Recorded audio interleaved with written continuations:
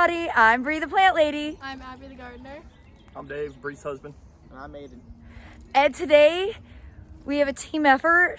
We're going to tackle building a new compost pile. And we've had this one, we were talking about it this morning, I think 14 years. Yeah. I think it's one of the first things that David built when I moved in. And it's holding up perfectly fine. It's not. Well, okay, it's not. Collapsing. It's collapsing, and we want to build one a little bit between the two properties so that it's more obvious for Airbnb guests to be able to dump their kitchen scraps, because we've had quite a few people ask, and this just seemed like the right opportunity to do it. All right, so this is our compost bin, and what it consists of is 4-foot long pieces of landscape timbers, which is a really cost-effective piece of wood, some rebar, and we have some cinder blocks at the bottom to support it all. And that's what it is. And so you guys can see, we primarily use it for kitchen scraps and small amounts of stuff from the garden. But it's not an active, this is a very passive compost pile. I don't turn it, I don't actively add water, I don't pay attention to green and brown ratios. And the result is really nice soil over time. I mean, you can see it's beautiful. However, it doesn't get hot enough to actually kill any of the seeds that are in here. And what's happened when we've spread it, and you can see I've actually spread quite a lot of it throughout this bed, I'll end up with like 20,000 tomato seedlings. And I think I spread chickweed by using this compost. So I don't want to discourage anybody from having a compost pile, but I do want to be realistic in that this compost that I make doesn't support my needs in the garden. That's why I buy Soil Cube. But I think it's good to compost at home, and this system has worked very well. And you're essentially going to build the same thing, just over here. That's what we're gonna do. This one's falling apart mainly because of the peach tree. Remember that? Yeah, there was a peach that grew from a pit, and we actually paid an arborist last year to cut it down. And here's the stump. I mean, it's huge. You see, it's absolutely enormous. And really, it was this peach tree that's kind of manipulated everything. And I mean, the wood's starting to break down too. So I guess 14 years is a pretty long time for lumber from today's standards. It is. You know, so, and we're not going to bother painting it this time. 14 years ago, we were a bit more ambitious.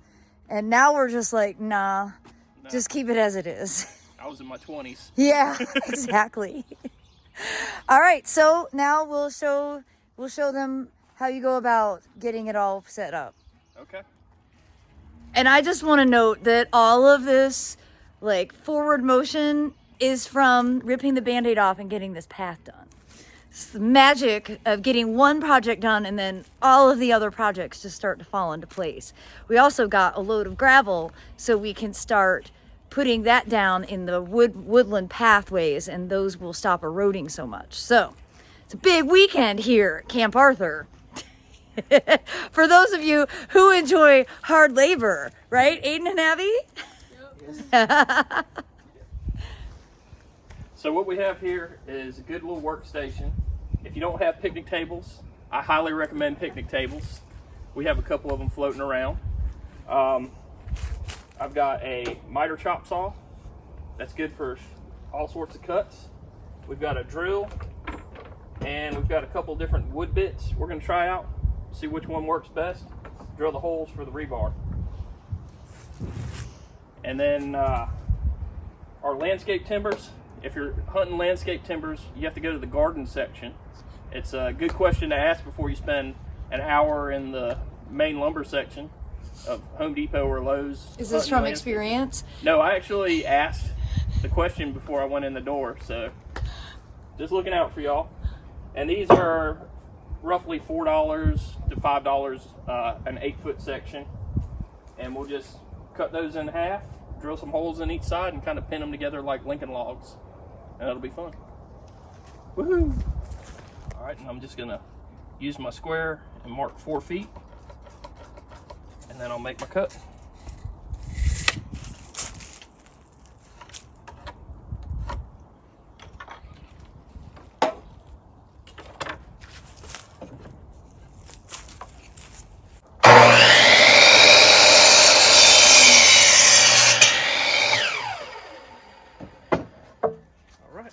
One done. One done.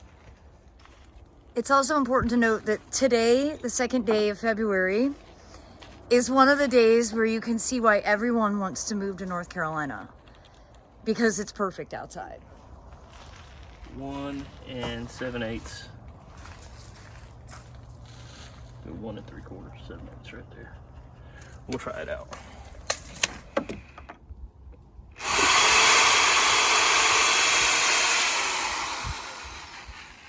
got the drill bit too deep.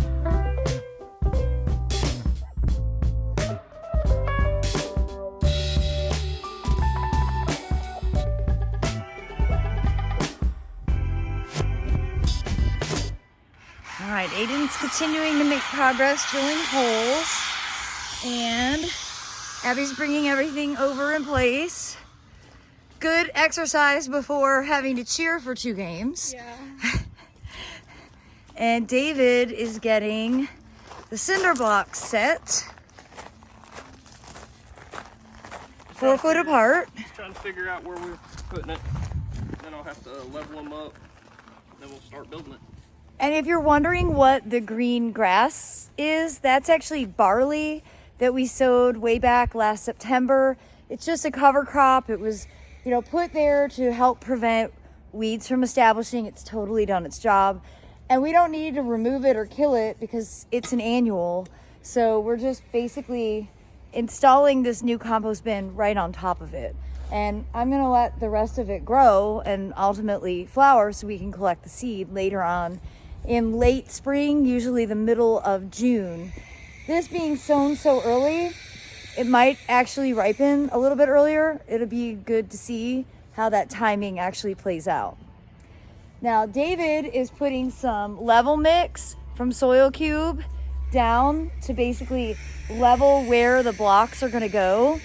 Level mix is a great product. It's 3/4 sand, 1/4 compost, and it's made originally to level out uneven areas of turf. But it's also the medium that we've been building all of our native beds from because it's not so enriched. The native plants tend to perform a bit better in leaner soil, and this is exactly what that provides. All right, so David is now just leveling everything out and looking good. It's looking good. Gotta find the high side. Left. Nice.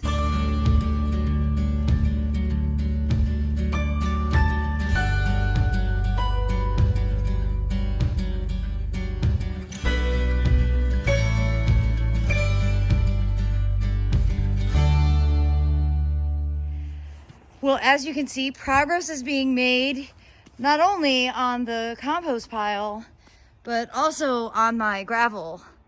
So we just got a half a yard. That's what our trailer holds. And I'm hoping to get this whole thing emptied today. And it is all going into the woodland to be the walkway. And it's desperately needing to be done. See, we have a lot of erosion. So this gravel is gonna make a big difference. And in saying that, I'm also gonna use the not rotten pieces of the old compost pile as edging in the woods, again, to help direct the water flow, because this is rushing water when we have a big storm, and I don't want the beds to erode away, which has happened already. So you can see, like, this log isn't rotten.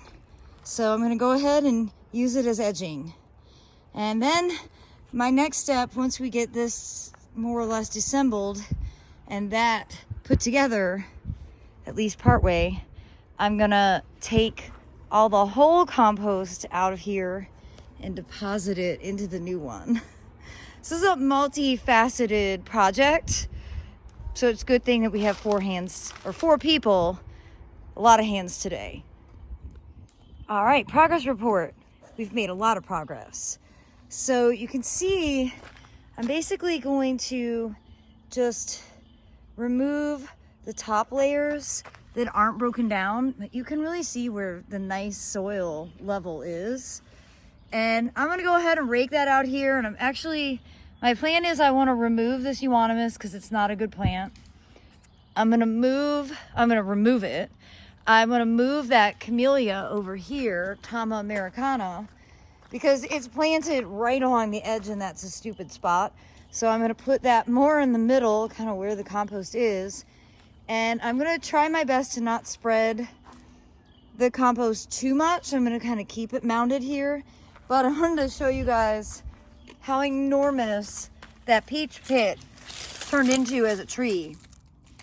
I mean, it's huge. It had what, 3 huge trunks? I mean, it's insane that something that I let germinate in the compost pile probably cost us $3,000 to get rid of. So that is a dumb thing, and don't do that. And then another thing that David just noticed was how termites have started eating some of these. And so that's a good reason to not have your compost bin too close to your house, because nobody wants termites. Isn't that right, David? That's right. You don't want termites. No one wants termites. So again, I've still got some good wood and I'm moving those into the woodland. And Aiden helped me. We got all the gravel unloaded. So that means that we can get another load tomorrow. Because what would we do without having projects? Well, nothing. It's going to snow next week. Well, when I start traveling. So this is like my last good bit of getting things accomplished.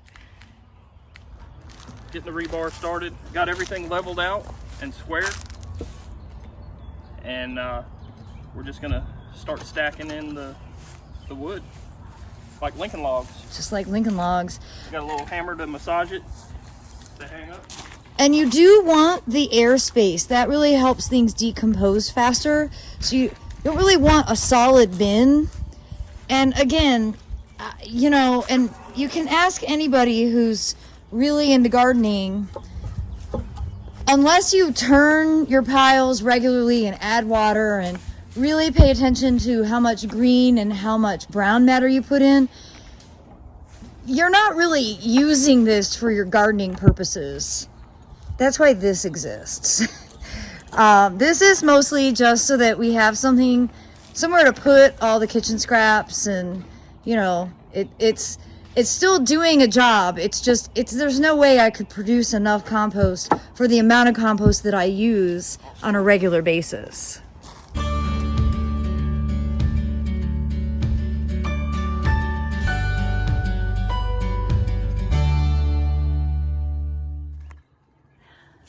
Great job, team. Woohoo! Yes. Now I get to haul all the non-rotten compost and put it in here. The job isn't done yet. But Abby has to go cheer. Yeah. Go Hawks! So there's so much going on in here as I start to uncover. I just wanted to give you an up-close view. Look at all the worms. When you compost this way, you are doing vermiculture. I don't need to do this under my kitchen sink. I didn't need to introduce the worms. This stuff just happens when you let organic matter rot in place. So you can see they're not gonna have any harm done. They're just moving a few feet to a new section.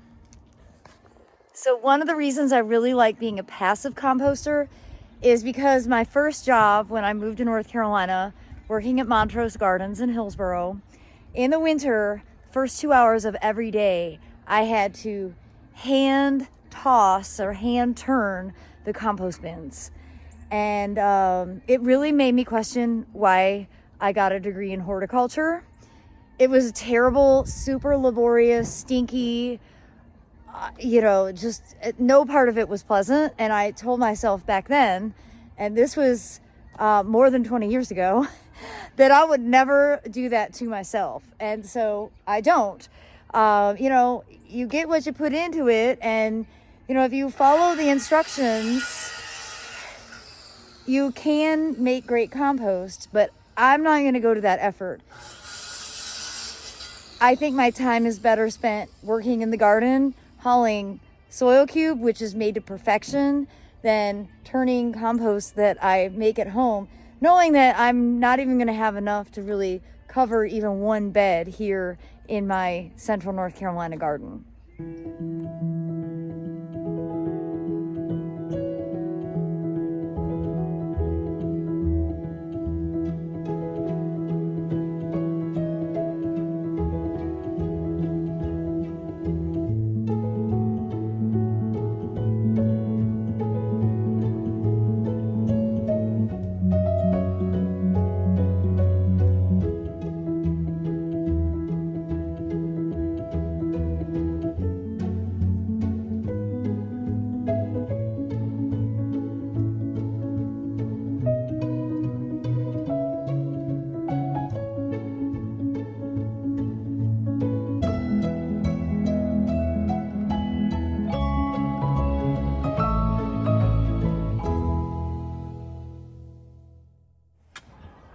Well, as you can see, I have gotten all of the not broken down stuff put into the new bin, and I'm left with this beautiful mound of dark black organic matter, also known as compost.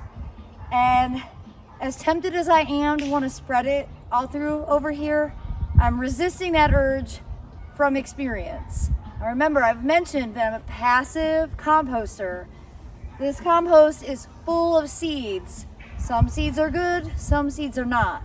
So instead of putting it in these gardens that are already well established, I'm going to go ahead and haul the majority of this into the woodland in prep, an area where there's nothing planted whatsoever, so that when seedlings start to emerge, it'll be manageable for me to be able to weed them out and, keep the soil clean.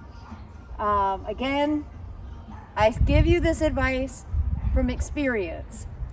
Most home composters do not get their compost pile warm enough to kill off all the weed seeds. When you spread your compost, you're spreading those weed seeds right along with it. So I'm giving you this warning as a cautionary tale because I don't want you to have extra work like I have done in the past.